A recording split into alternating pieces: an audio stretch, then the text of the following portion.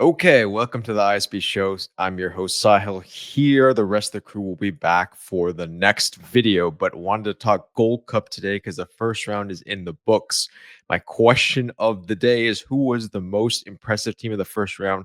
So, going to do a quick recap of this particular first round with regard to the Gold Cup. There is one probable right answer to this question, and I'm going to get into that in a second. But let's talk a little bit about some of the performances. Of course, Panama beating Guadeloupe. You had Mexico beating Dominican Republic. That was a lot tougher match than we expected. Edson Alvarez coming to the rescue in that one. But Dominican Republic was a game team in this particular match, and it proved a much tougher match for Mexico. The U.S., we had a video on the U.S. performance against Trinidad and Tobago. Good 5-0 victory for Pochettino's men and starts things on the right track again with regard to that. But there's only one right answer to the who was the team in the first round that dominated this particular first round, and it's got to be the Canadians. So I got to talk about this match. The 6-0 absolute demolition by the Canadian boys. And man, oh man, what a performance this was. Jesse Marsh not there. He, of course, was in the stands because of the previous suspension.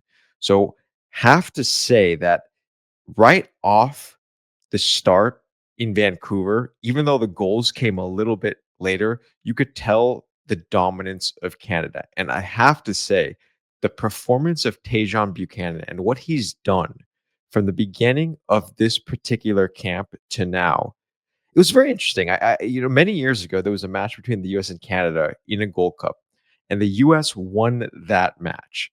But I remember watching that match, and there was a player there, who was on the wing, and both me and a friend of mine who were watching the match at the time said, "This kid is going to be a superstar," and that kid happens to be now Tejan Buchanan, who has got to that point. The U.S., like I said, did win that match, but I thought he was the best player on the field. And you can just see in this particular match, player of the match performance by him, but there was so many other stars as well.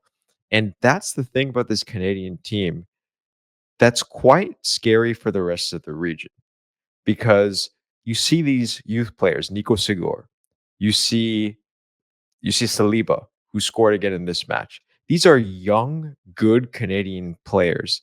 And I think the way that the team is gelling at this particular point, you saw the Ukraine victory, now this particular match, where beating Honduras by 6 goals would have been unthinkable for the Canadian men's national team just a few years ago.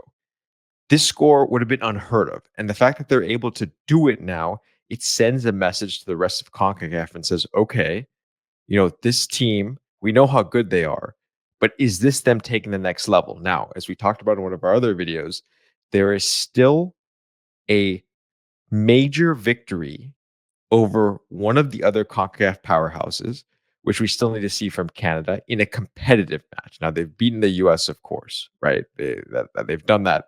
But let's see that happen in a tournament match. Let's see potentially a victory over Mexico in this particular tournament. Can they do that? And that's going to be the question because, of course, no Davies, no Eustachio. They're missing these players that are stalwarts of the team. So for this particular group of players, I think it's a super, super important tournament. But by far, in terms of the first round, Canada is definitely thrown the gauntlet down and said, okay, all you other teams, you need to reach our level. I do want to start, and I talked about the beginning a little bit about the US, Mexico, and Panama all winning their first round of matches. And it's just showing you saying, okay, these are the teams, regardless of the fact that, like I said, Mexico didn't win that convincingly. These are the teams that are now going to put themselves forward for, okay, can we challenge for this particular Gold Cup, right? And the US, we talked about them before with a poor friendlies leading up to this tournament. And they've kind of righted the ship. Granted, it was a very poor Trinidad team. Panama, in moments there looked super dominant as the team we expect them to be. We talked in another video, perhaps are they, the most elite team right now in terms of CONCACAF? And you could see no, not there yet. They're of course missing a few players as well, but this particular team not there yet. And Mexico, I think, keeps that perch on top of CONCACAF at this current time. But like we said, the Canadians now with this victory have kind of shown, okay, let's see how the next round goes. And this it's going to be super interesting with regard to that. Finish it off here with two teams that I would say you have to take different things from their opening round matches. I thought Suriname actually played pretty well in moments. They're probably going to be disappointed that they ended up losing that match to Costa Rica 4-3 at the end, because there was some excellent performances in there by some of the players on the team. And of course, the reason why you have Kirk in there to score goals shows what an elite player of that level can do for you, right? It just uplifts the team when you have a finisher like that who can score goals like that. And he showed what he could do with respect to that. The match as a whole, it was very back and forth, I felt. And in moments it looked like Suriname had the upper hand, in other moments Costa Rica had the upper hand. And like I said, I think a draw would have been fair for Suriname. The 4-3 loss was very harsh. So I think that's kind of what I would take away from that. And I want to finish off with the Jamaica Reggae Boyz. The Jamaica Reggae Boyz continue to be the enigma that is the Jamaica Reggae Boyz. They come off a victory against this Guatemala team just a few days ago.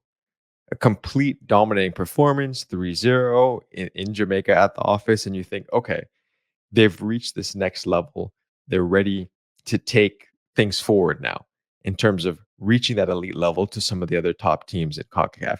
And then you come out with performances like this one, where it just reminds you of the inconsistency of the Reggae Boyz. And a performance like this, where at moments things look lost, Leon Bailey playing on the wing. A lot of times we didn't know what Leon Bailey was actually trying to do. I thought he had a very poor performance as a whole. And a lot of the main stars, they just were not really playing anything in this particular match that was super impactful. A lot of times they looked lost. It's such a strange performance by this Jamaica Reggae Boyz team.